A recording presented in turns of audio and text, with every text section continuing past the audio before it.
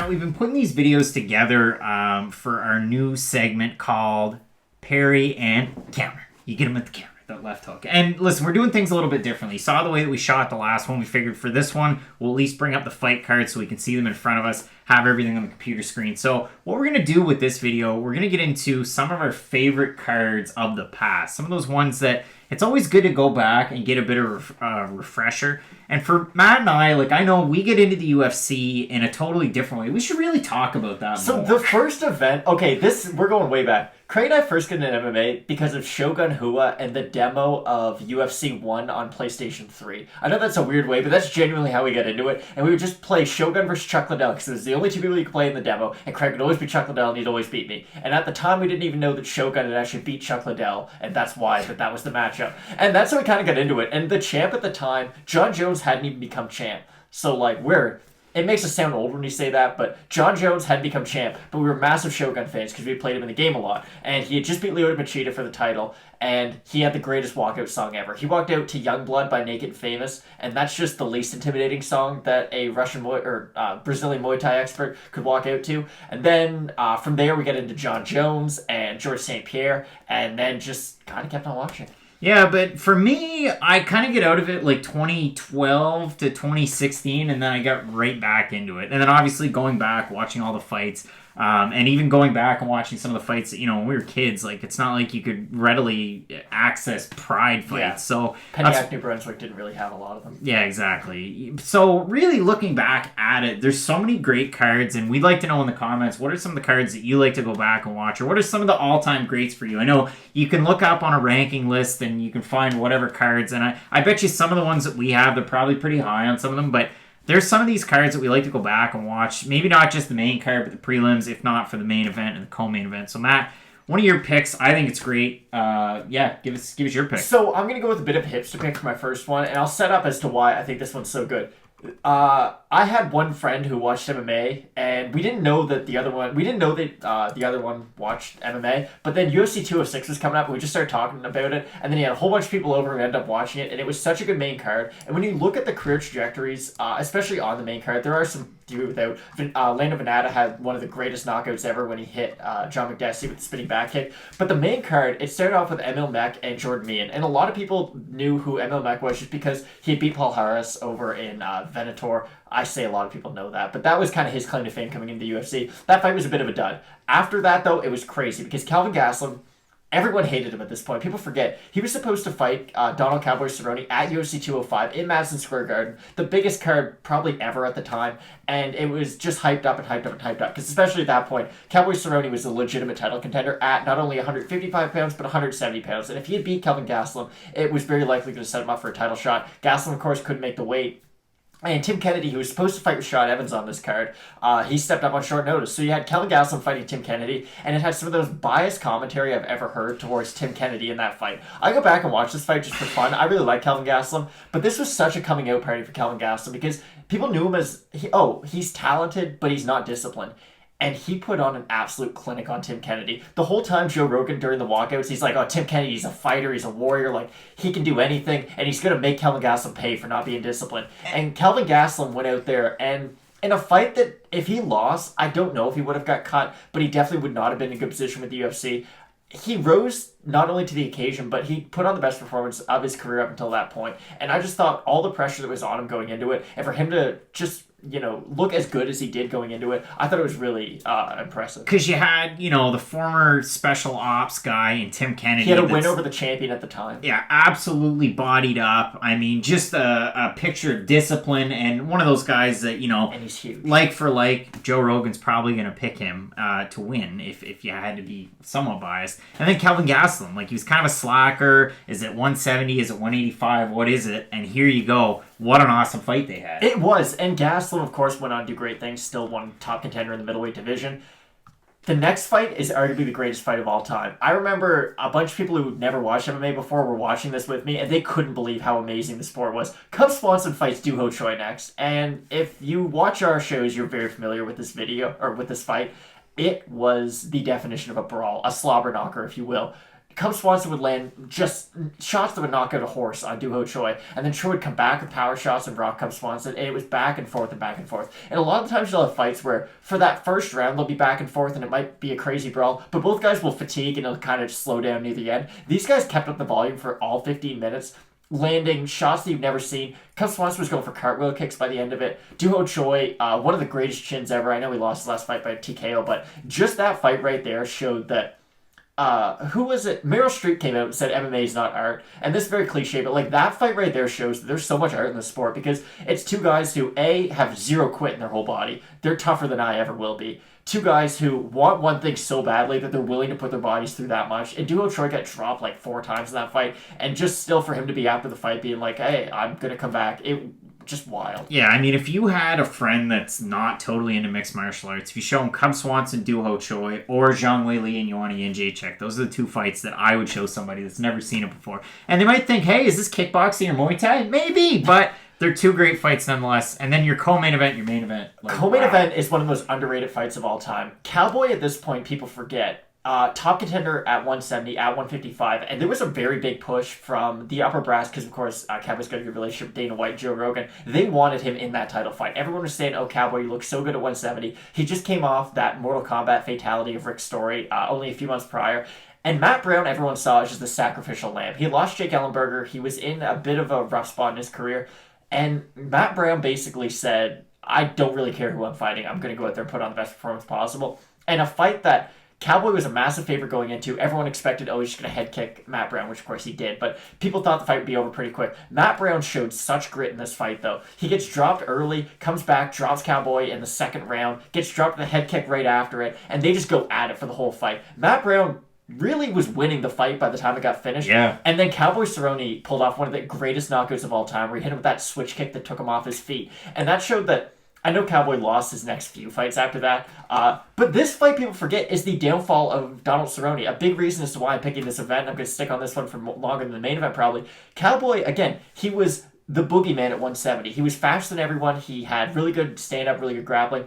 He had this hard fight with Matt Brown, and he decided the worst decision of his career. I want to fight in Denver, were his exact words after this fight. And that Denver fight was Jorge Masvidal, and it was only 1 month after it. You can't fight Matt Brown for 11 minutes in one of the craziest fights ever, and then just expect to be okay to fight Jorge Masvidal after. And that started, of course, the big 3-fight losing streak of Cowboy. He lost to Robbie Lawler, then Darren Till, and his career's never really been able to rebound ever since. I know he's had good wins against Alexander Hernandez, of course. He beat Al Quinta, and he was starting to put things together again.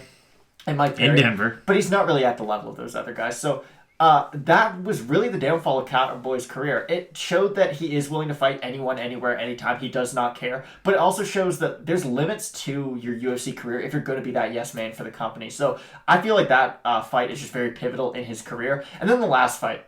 I'm very well known to be a Max Holloway fan. I'm a big Max Holloway guy. And this was supposed to be the co-main event because the main event was DC versus Rumble Johnson. And I didn't Google any of this event before. I just know this stuff, which is wild. But Rumble was supposed to fight DC. DC gets pulled out due to injury. And this is when they decide, okay, we're going to have to strip Conor McGregor of that featherweight title, which he had just become championship, of course, the month prior. So he ends up fighting Anthony Pettis in an interim title fight. Anthony Pettis missed weight. It's a whole big problem because they don't know what's going to happen. If Pettis wins, he can fight Aldo, but he wouldn't be the interim champ at that point. If Holloway wins, of course, he made weight to be able to go on and fight Aldo. This was Max Holloway's coming out party, though. He had good performances in the past. Everyone remembers the Lamas where he points to the ground and they just throw crazy. That was the fight before this. He put on an absolute clinic on Anthony Pettis. We had seen Pettis struggle against guys who are, good wrestlers who can mix it up. And then, of course, Edson Barboza, who just kind of had a speed advantage. We had never seen anyone do to Anthony Pettis what Anthony Pettis does to everyone else. Out-volume and out-power them. And just the volume that Max Holloway was able to display it really showed you that after this fight, you were like, oh, this guy's not only going to beat Aldo, he's going to go on to do some crazy things in the sport. And, of course, he did. So this is my most underrated event ever. It didn't sell very well. There weren't a lot of buys. But UFC 206, if you actually go through and watch the fights, for entertainment value, it's one of the best cards ever. And then I'm going to counter that. So we're going to move ahead, and then we'll move back after we move ahead. So to me, my favorite event of all time, just the hype value alone, you could say UFC, 202, a lot of hype. 202, 229, of course. Exactly, a lot of hype. 217. 217 because finally we had the return of Georges St. Pierre. And that's why, for me, that's the number one. That fight against Michael Bisping, that was one of those things. Getting back into MMA, Michael Bisping was one of those guys that, again, I started to follow. Before I got into whole MMA, Journalists Association, what have you, it was, big Bisping guy. Really liked the Conor McGregor fights against Nate Diaz, whatever. But UFC 217, just for total name value, this is one of those things that you don't see all that often. Again, we did last year, we had 3 title fights, but you rarely ever see 3 title fights. And the name value, especially even on the prelims. You start off, you have Ricardo Amos taking on Ayman Zahabi. Ayman Zahabi's had 1 fight after that, and he lost it. But Ricardo Ramos with that spinning back elbow, it was awesome. And this is one of those guys, it was a Dana White's looking for a fight guy. You never know how they're going to pan out. Ricardo Ramos, a great performance, and especially a good way to kick off such a big 100%. Card. You're going to get everybody hyped up with a fight like that. Then you have Curtis Blades in a weird fight against Alexei Oleinik, where he kicked him in the ear, and Oleinik didn't want to continue, kind of. So he was getting lit up before that. To be fair, Curtis Blades won this fight fair and square, but there was some controversy. Curtis Blades gets the win. Then you had Randy Brown and Mickey Gall, which, again, another weird fight, but it happened, and Mickey Gall was looking for a fight guy. They're really selling those guys on this card. So it was a decision win for Randy Brown. Maybe not the most memorable fight. And then after that, in classic Ovince St. Preux fashion, it's one of those fights where he's either on or he's not. And in this fight against Corey Anderson, oh boy, was he on. And it was a weird fight, too, because every time he hit Corey Anderson, he would hurt him. But then 4.5 minutes of the rest of the round would be Corey Anderson on top of OSP, like ground and pounding him. OSP doesn't make much sense. But the head kick that he finished Corey Anderson with is one of the most violent shots in MMA history. It came out of nowhere because Corey Anderson, the momentum was all in his favor. And then OSP, just like that, turns the lights off. And kind of changed the trajectory of both guys' career. And then the next fight, another weird one. You had Mark Godbeer taking on Walt Harris at 265, which Walt Harris right now, will we get the Overeem fight? Who knows when it's going to happen? But his career trajectory's gone off. And Mark Godbeer, he's what? I want to say it's Valor Fights or whatever it is, but it's Ken Shamrock's bare knuckle boxing organization. Mark Godbeer is one of the champs over there. I can't remember what it is, but still. A weird illegal kick disqualification in a night where we could have had an illegal kick disqualification in the fight between Curtis Blades and Alexei Oleinik, but we get Godbeer Harris closer up to the top. Then in your featured prelim, another weird one, now is James Vick and Joe Duffy, and it was an easy sell because we've talked about this already today, but Joe Duffy, he was the guy that beat Conor McGregor. He had a lot of shine. Here's a big fight against James Vick in a featured prelim, and James Vick, at that time, was trending so high. This is when James Vick started. I know James Vick's kind of a meme at this point. He gets knocked out a lot. But at this point in James Vick's career, he was a fight away from a title shot because he fought Gaethje right after this. Or no, he fought Trinaldo and then Gaethje. So, he was making his way into that sort of main event kind of role. And this fight was really, oh my goodness, we have to start taking James Vick seriously. Because he'd beat Abel Trujillo before. And at the time, it was an okay win. But it wasn't a big name by any means. But for him to go out there and beat Joe Duffy and what was a pretty competitive fight up until he landed that big uppercut near the end of the second round. It really just showed that, yes, James Vick, you can make fun of his trash talk. It's not very good. You make fun of him for a lot of things. But when you come down to just skills, he's one of the more skilled guys in the division. So then you get to your main card. And there was a fight that, you had Johnny Hendricks, a guy who, oh boy, this was when Big Rig was already starting to decline. Yeah. And then you had Paulo Costa, who, okay, so you put him on the main card of a pay-per-view with 3 title fights. Smart move. You're trying to build a star because he's fighting a former champ. And Paulo Costa in 2017 had beaten Gareth McLennan and Oluwale Bambase, and he knocked them both out in the first and then second round. So he's fighting Big Rig. And I remember, Matt, you and I having this conversation with our friends. Funny it was when they both walked into the cage. Yeah, how it made no sense. You've got a guy that's, chiseled out of stone versus a guy that, at 185 Big and Rig at this Steakhouse point had just gone under. Johnny Hendricks having a rough go when this was happening. And you could tell, I don't want to talk that bad against him, but you can tell, Derek Lewis is big, but you can tell he's in shape. Johnny Hendricks didn't even look like that. Johnny Hendricks looked like he just showed up. In that fight, it was just Paulo Costa, and, if he landed a jab, it would just send Johnny Hendricks flying. It wasn't even a fair fight. It wasn't, it's one of those fights that made me consider calling the cops and sending them to MSG. It was weird. Then you had Wonder Boy and Jorge Masvidal, and again, this is what, 2017, so it was before Jorge Masvidal went away. He had just lost to Maya in that title eliminator. Yeah, that was about it. And he hadn't gone away to do his reality show. and reinvent himself as, just the guy with the luscious hair and also having great wins. Exactly. So you had a good fight, a very competitive fight. Then we get into our title fights. Rose Namajunas shocks the world against Joanna Jędrzejczyk. I am still in disbelief that happened. And the way that it happened, too, because it was a weird fight, because she kind of dropped Joanna right before she actually knocked her out. But it was weird, because, Joanna, she's been dropped before. Claudia Gadelha dropped her with a jab, and she got right back up. It was more just she stunned her for a second. And I was like, oh, it's kind of the same idea. And then she landed the exact same shot right afterwards, but it put her out.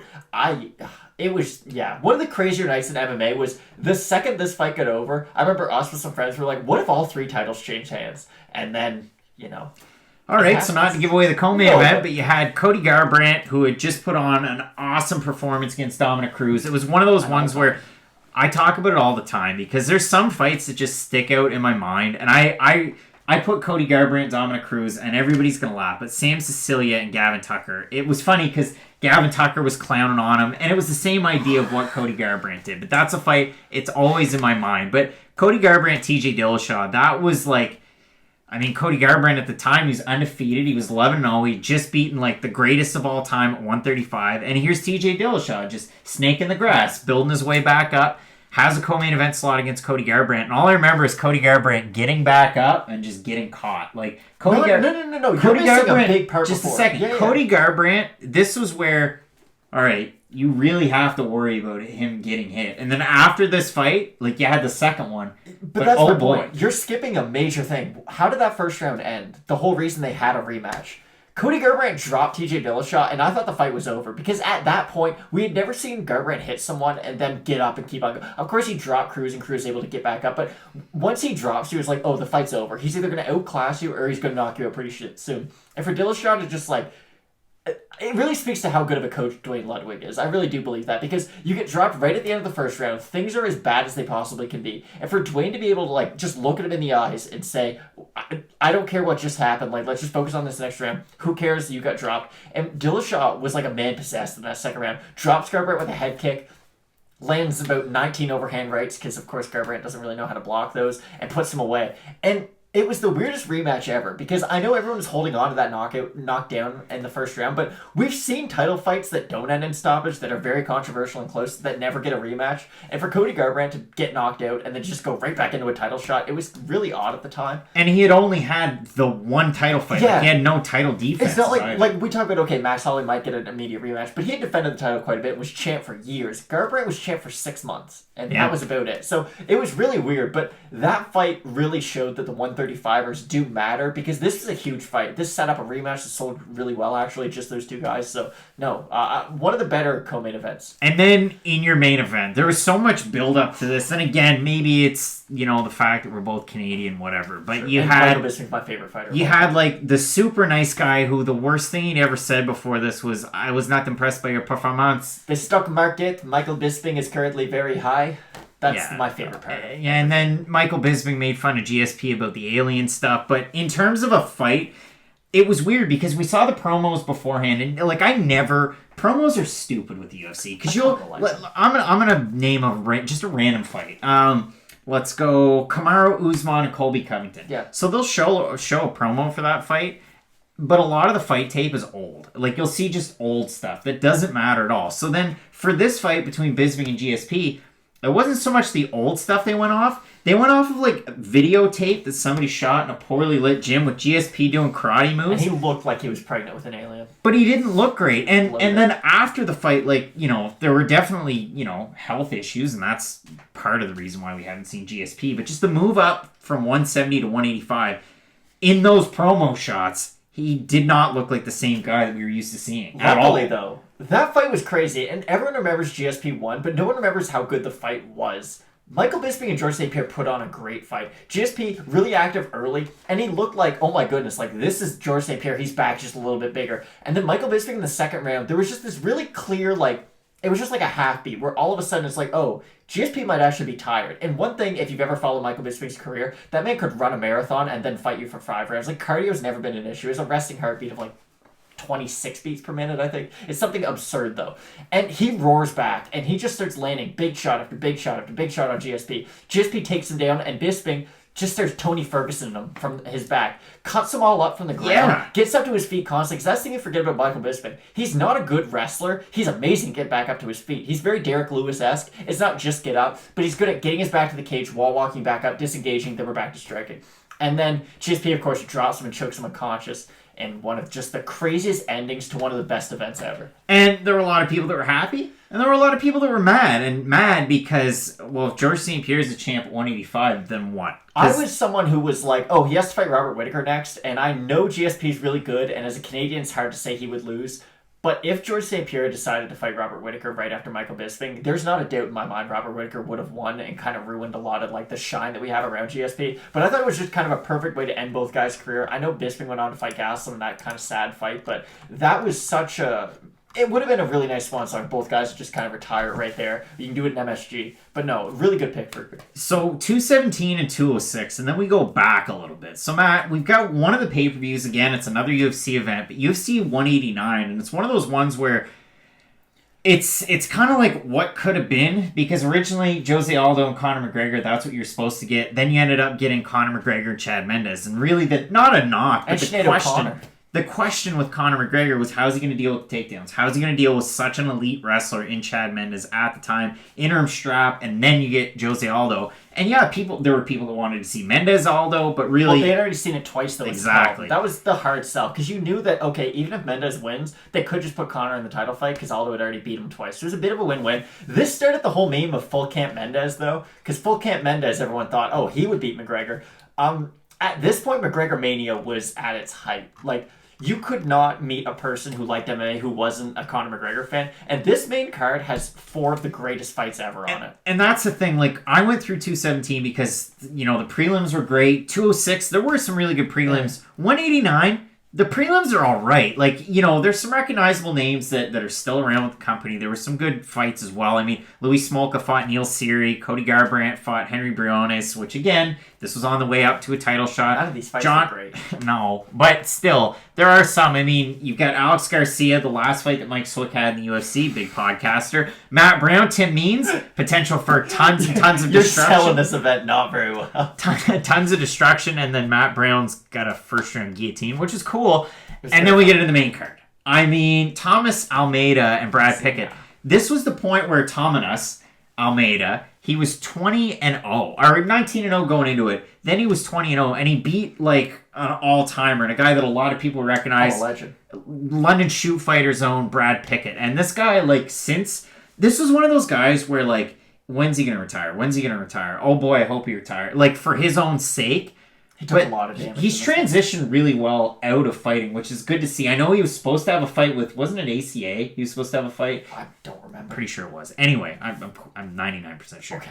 But for Thomas Almeida, this was it. This set up a big fight for Thomas Almeida. But this wasn't it. Again, we have to remember, think of this in your 2015 goggles. Brad Pickett dropped Thomas Almeida 3 times in this fight. Broke his nose, was absolutely dominating him for the large majority of it, and then about 4 minutes into the first round, Thomas Almeida starts to find his rhythm. And then all of a sudden, he lands one of the greatest flying knees ever. And I won't forget the sound of Brad Pitt. It was one of those kind of scary knockouts where the guy's knocked out on his feet and his head hits the canvas. And that's what it was. Brad Pickett was out. And this fight really made me worry about Thomas Almeida long term. And I'm not going to say that I knew this before. I'm not going to say that, I predicted he was going to get knocked out a lot later. But you realize, if Brad Pickett can put you down this many times, I know you're exciting. You can do a lot. He's got wicked Muay Thai. But it was a fight that really shows, he can knock anyone out, but pretty much anyone can knock him out too. And that's kind of been the story of his career ever since.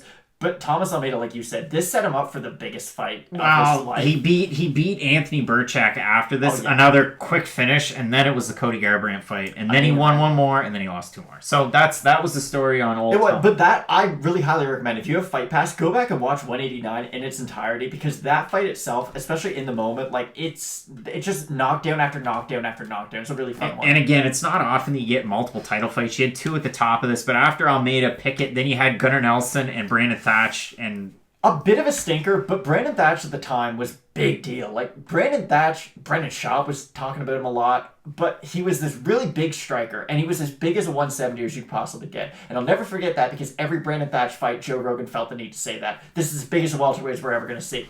And Gunnar Nelson at the time, people were sort of down on him. That's my bad. Gunnar Nelson, we knew he was great at jiu-jitsu. He had a lot of really good skills, but we didn't really know where his ceiling was. And when he fought Brandon Thatch, he drops him with a straight right immediately and then takes us back and chokes him out. And not to say that this was the end of Brandon Thatch, it was the end of Brandon Thatch, but it really showed you like, oh, Gunnar Nelson has that like fun karate striking style of Conor McGregor, but if the fight goes to the ground, he needs 5 seconds to secure a neck and he can put you away. That was the story in 2015. Exactly. Now, Gunnar Nelson's changed a little bit, and Brandon Thatch doesn't fight, so it tells you how much 5 years can change. This next fight, I truly think, is one of the top 10 all-time fights. Yeah, ever. Jeremy Stephens and Dennis Bermudez, and realistically, Dennis Bermudez right now has a good podcast. Go check it out. Yeah. And Jeremy Stephens is still a 500 fighter in the UFC, but it doesn't matter because... Puts on good fights. Yeah, at the time, I mean... Dennis Bermudez, close to the top of the game. Jeremy Stephens, same deal. I mean, they were quite highly regarded at 145 at the time. And it was such a good spot to have a fight like this before 100%. Your co-main event. We've seen it recently where, like, I'm going to throw this one out there, and a lot of people thought, oh, well, geez, it was a finish, whatever. But recently on a pay-per-view, our co-main event, we had Juan Adams and Justin Taffa. Yes. Well, back in 2015, we had Jeremy Stephens and Dennis Bermudez in an all-timer. Yeah, and so Jeremy Stephens missed weight for this fight. I forget why. I know he apologized a lot afterwards. I don't know if he had some sort of illness or whatnot. Still not an excuse to make weight, but Jeremy Stephens and Dennis Bermudez had just this absurd work rate, and you knew that this was the story of the fight. Either Dennis Bermudez is going to go out there, out-volume Jeremy Stephens, be able to take him down, or Stephens is going to land bombs. Good news, we got a little bit of both. Because Bermudez was able to take down Stephens, but every takedown he had to pay so badly for. He would get dropped, grab a leg, work his way back up to his feet, take down Stephens, they'd work their way back up, and it was just back and forth and back and forth. Jeremy Stephens gets a massive cut over his eye. He turns into a bloody mess, and he lands a fadeaway flying knee to win the fight. On his back foot, he jumps, throws a flying knee as Dennis Bermudez is going for a takedown, puts him out completely. One of the all-time great finishes to an all-time great fight. Because there's some fights that they end and they go to the judges' scorecards. And nothing against that, adds a lot of suspense. But for a fight to go almost the full 15 minutes and then end just by some guy throwing a flying knee, it's just absurd. So not only an all-time great fight, but an all-time great finish to that fight. And it's crazy how that's an all-time great fight, and then right after that, you get another all-time great fight. You get Robbie Lawler and Rory McDonald. I mean, Matt, like... I felt sick to my stomach watching this live, and I'm not afraid to say that. In the last round, there's a GIF you can put on Twitter sometimes. After the fight's done and Rory McDonald's laying on the ground and Robbie Lawler's just yelling, walking away, the nurse comes up to Rory McDonald, tries to help him with his nose. She touches his nose and he passes out due to the pain. Like, this fight makes you realize that MMA, it's a sport, but, like, I love the Toronto Raptors. They could lose 20 times in a season. I don't care. That means they would have won 62 times. If you lose in MMA, though, it not only affects your MMA career, it affects your life afterwards. And Rory McDonald has never been the same after this fight.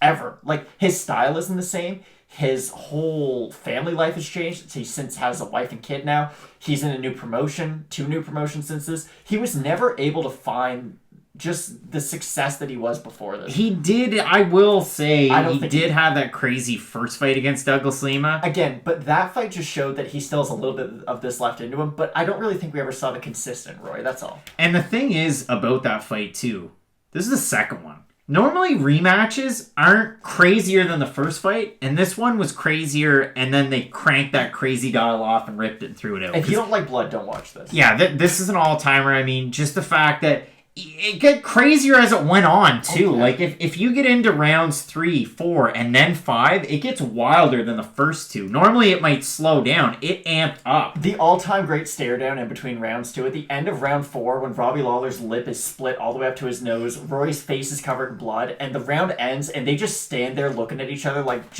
barely able to stand there in so much pain, and Big John has to come in the middle and be like, come on, guys, back to your corner. One of the all-time just great sporting moments, much less MMA. So then you finally get it. You get Conor McGregor, Chad Mendes, interim featherweight championship.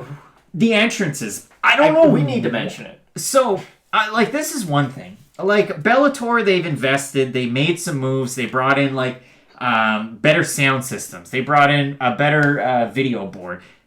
You'll only see it in the co-main and main event, but they do sometimes have neat walkouts. MVPs is kind of cool with the snake, and then he does whatever he does. And you see it in other promotions, too. KSW probably And listen, if you're a Ryzen stan, you're gonna disagree with me. KSW's entrances are awesome. KSW's production values from start to finish are awesome. Phenomenal. So Bellator does a good job. KSW does a good job. One Championship does a half decent job. Ryzen, yeah, okay. Sometimes they take the cake. I mean, look at Andy Wynn when she came into Smooth Criminal. That was pretty cool. Yeah, There's some awesome stuff that other promotions do. But as far as the UFC is concerned, entrances pretty much suck. They don't do a great job. Return of the Mac by Anthony Smith is like our best entrance right now. You get a good song, you get somebody that walks in, they either mean mug or they run in like Daniel Cormier, and that's about it. But back at UFC 189, you had Sinead O'Connor singing Conor McGregor, and you had Vermont's own Aaron Lewis, formerly of the band Stained, singing in Chad Mendes, which, like, people, didn't they boo it?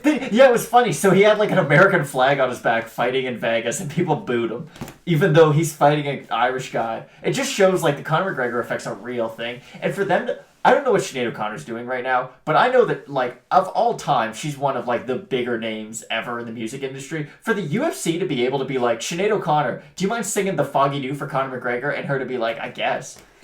Let me just clear my schedule and I'll come down to Vegas. Yes, that's wild. And Aaron Lewis, like, I don't know what he had going on, but I'm sure, like, that was probably a big deal for him. And that was a really cool entrance, too, because it just showed that, like, I wish that they had done this afterwards, too. I really thought when WME bought the UFC, not that they'd go back to this, but for big fights that really mean something, they would allow this. Like, they'd have some... Like, I'll say this. It's cool when the lights go down and maybe there's fog, but you only really get fog for Conor McGregor, but... You know, they put the lights down. They have, like, the light up on the outside of the octagon. Bruce Buffer does his thing. It's cool. But you'd think when an entertainment company owns you, you'd do something better for entertainment. 100%. And especially, like, the names the WME has signed in their other group. Like, they have so many musicians that they could easily just transfer over. But anyways, it was a phenomenal fight, too. The big question, like you said, can Conor stuff the takedown? Not very well for about 4 minutes. That's the truth. Chad Mendes had him mount it in, I want to say 30 seconds, which is not a good sign. But Conor was able... It was just... It's very much a storybook fight because he faces all this adversity. He gets a big cut on his forehead, and it looks like he's tired. He's not going to be able to deal with the wrestling of Chad Mendes. And then all of a sudden in the second round, he starts to figure it out. Okay, I'm tired, but he's a little bit more tired. And he's able to stuff the takedowns. He lands that big left hand right against the cage. Mendes goes down. McGregor ground and pound to finish it out. Right near the end of the second round, I didn't know if the fight was actually going to be over due to the time or due to Chad Mendes going out because... He was down, he was hurt, but just when there's 5 seconds left, they always take the clock away, and then you don't really know. So there was a lot of just suspense around the finish. And for Conor to win in that way, where he actually had to face adversity in a fight, because up until that point, I mean, Poirier, he knocked out quick. Dennis Seaver, that was a hard fight, but like he beat him pretty easily. So Chad Mendes was the first real roadblock that McGregor was able to leap over, and it was just a perfect way to end the night of one of the greatest cards ever. And it's funny because you talk about that Dennis Seaver fight, and that was a good card in its own right, but man, UFC, there's another city. Like the last card that they got in Boston was what you had Dominic Reyes and Chris Weidman. Boston and Montreal. They're fight towns. Why are you not going there? As Craig called Boston, the home of fighting. Yeah, I might have said that. But, like, you know, you're going to Vegas, and I understand it. You have an obligation to T-Mobile Arena. You have so many events that you're going to have per year in Brazil. They seem to go to Texas a lot. They go to California quite a bit. They come to Canada, like, once a year. Usually 3 times. Once for a pay-per-view. Sorry, that's not what I thought. But Montreal and Boston, I mean, in the Northeast, you have so many MMA fans, and you sell out or get close to it, like, just about every time. Bell Center is probably one of the biggest venues that you're going to go to. You're gonna sell, like, I know we're going, you know, you're going to Marvel Stadium, and you're going to Jeunesse Arena in Rio or whatever, but yeah, it doesn't make any sense. But still, Conor McGregor, Dennis Seaver in Boston. The fact that Conor McGregor's kind of put down, not some roots, but he's done a lot of different events there. You're going to have so many Irish people. Go back to Boston and have him in a main event slot. This is Craig's way of saying he'd really like to see Conor McGregor fight live, and Boston's pretty close, so we'd probably be able to go. But Boston had UFC 220. Yeah, that's true. That was the last... and Stipe and DC Vulcan. But anyways, they should bring more events back. I agree 100%. This is probably what everyone is going to have as one of those cards that sticks out in their head, but we kind of had to cover it just due to the fact it had McGregor. It also had some of the greatest fights ever. So we went 206, 217, back to 189. But there's some other fight cards. Like if you're going back, and I know, there's some that we can definitely think of that are more recent, but for name value, like if you go back into the MMA ethos, if you're looking UFC, if you're looking K1, you're looking Pride, what have you, there's a lot of great cards. There's a lot of name value cards. There's a lot of highlights. But a lot of people will do this. You'll go back and you'll watch Randy Couture fights. So you go to every single Randy Couture card. Or Chuck Liddell fights. Every single Chuck Liddell card. For me, it's one that I've sat down and actually watched the entire event. And you look at MMA right now, and it's such a complete sport. But this was back at a time when there were more specialists. Like, if you were good at wrestling, you could Jake Shields it and just take people down and hold them down. You could PFL them? You could PFL them. Way back in 2005, if you can believe it, UFC 54 is one that I'll go back and watch because name value-wise, I'm going to list off a name from every single fight, and people are going to recognize it. James Irvin, Travis Lutter, Matt Lindland, George St. Pierre and Frank Trigg. Fought Frank Trigg. Diego Sanchez fought Brian Gasway. Randy Couture fought Mike Van Arsdale. Tim Sylvia fought Tra Teligman. And then in the main event, Jeremy Horn fought Chuck Liddell at a time when Jeremy Horn was 76-13 going into the fight. And Chuck Liddell, this wasn't just Chuck Liddell. Chuck Liddell at one point was like a mythical figure. This is prime Iceman. Exactly. Like they used to do he's the Iceman, where they had that weird entrance. Like this was that Chuck Liddell. He was going to knock you out, and it wasn't, is he going to? It was just, okay, how many rounds do you think this other guy can last? That was really what Chuck Liddell was at a certain point, and this was him at the height of his powers. Jeremy Horn, all the experience in the world, probably not a more experienced MMA fighter out there, and Chuck Liddell just put it to him. And I mean, listen, yeah, you might have thought, okay, Tim Sylvia was a boring guy. He knocked out Tra Teligman by first round head kick. Randy Couture fought Mike Van Arsdale again. That was a weird fight for somebody to take. Anaconda choke. And at this time, Diego Sanchez was undefeated. Like, he was 13-0 with the win over Brian Gasway. And GSP fighting Frank Trigg was kind of like an important fight. Because if you looked at, I say kind of an important fight. This is a point in George St. Pierre's career. He had the one loss on his record. And Frank Trigg fought Matt Hughes, and he was beating Matt Hughes, and then Matt Hughes picked up and threw him across the cage. But for George St. Pierre, like, if I'm going back and looking at his overall career, like, we're looking at it. So he fought, Matt Serra, had the loss, beat Koscheck, beat Matt Hughes, beat Matt Serra. Again, John Fitch, BJ Penn, Thiago Alves, and so on and so forth. But to that point, like, he was fighting Frank Trigg at a time where he had just beaten Dave Strasser, he lost to Matt Hughes, just beaten Dave Strasser, beat Jason Miller, beat Frank Trigg, then he went on to fight the Muscle Shark just a couple months later, and then he fought BJ Penn, and it just continued to snowball from there. So it was a really important fight against Frank Trigg, and that's one of those cards that you can go back and, like I said, sat there, watched it, and you can still get involved with it. 'Cause some of those older cards, maybe you might not go back in the 50s or in the 40s, not in terms of years, but in terms of card numbers. It wasn't even a thing. And back then, too, they were still naming them. So that was UFC 54 Boiling Point. Oh, boy. And then the other one, and this is an all-timer, and we're going with Pride cards. There's so many Pride cards that you could choose from. I said 30. Can you please tell the people, though, why you love this card so deeply? Okay, so, I mean, Pride 33 was the second to last Pride card that you had. It was in 2007. The company was doing weird stuff. They were going to the States. This one was in Vegas, so it was a little weird. Frank Trigg's also on this card. He fought Kazuo Mizaki.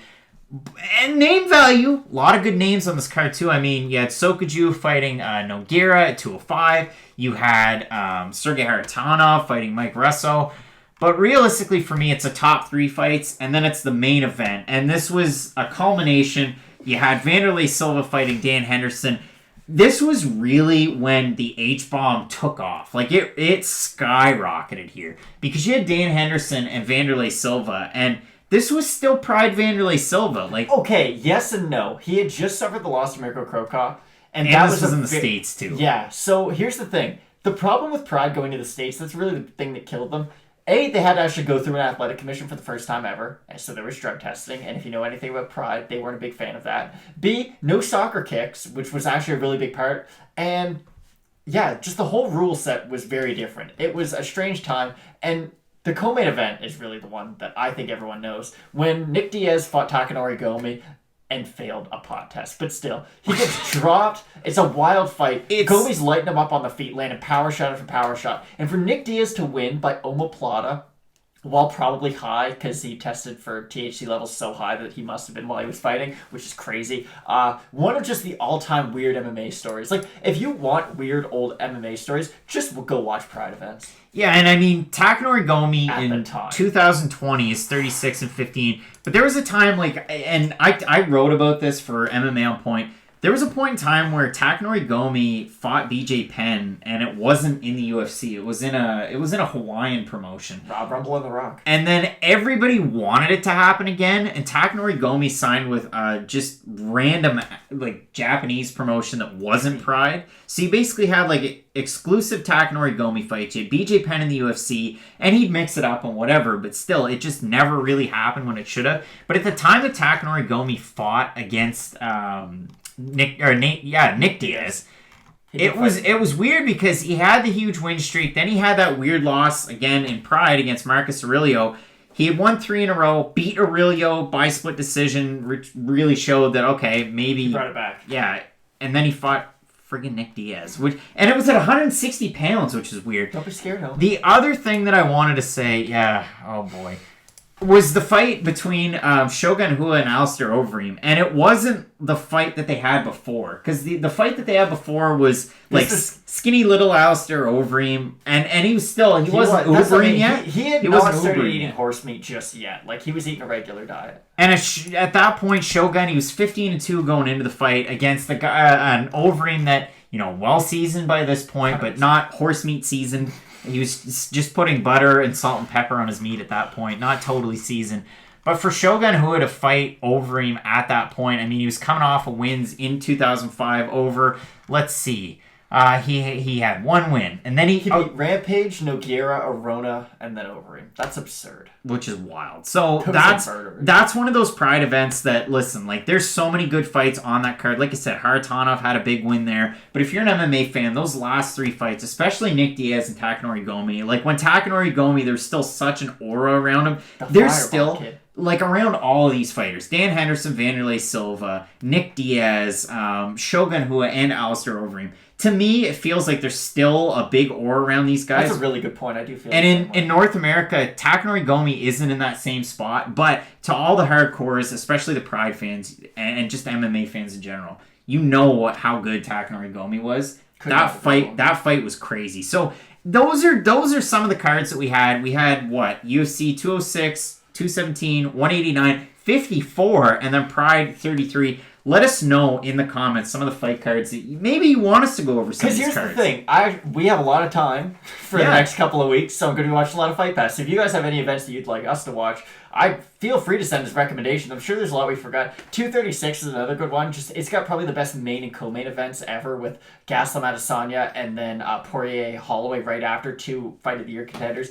Like, there's so many events that we could have covered. So for these to rise to the top, this just tells you how good they were. The other thing I was thinking of, maybe there's a fight that, like, it's weird. It gets weird. And maybe it's one championship. Maybe it's KSW. Could be jungle fights. It's an old UFC fight. You can pull up the clip on YouTube. Maybe you want to see us react to it. So just let us know. Hit us up in the comments. We're going to keep the dialogue going with all of you out there on YouTube because... I mean, we can't do fight picks. So listen, we're gonna try and find something else to do. But listen, it's been a crazy year. 2020 has been insane for us on YouTube. We want to keep the ball rolling, so we really appreciate everybody tuning in. And Matt, like, we've got so much coming up here. Make sure you check out Parry and Counter with Fight Night Picks. We're taking your fan submission questions. And as always, Matt, like we like to say, with Fight Night Picks, let's get into it. Let's get into it.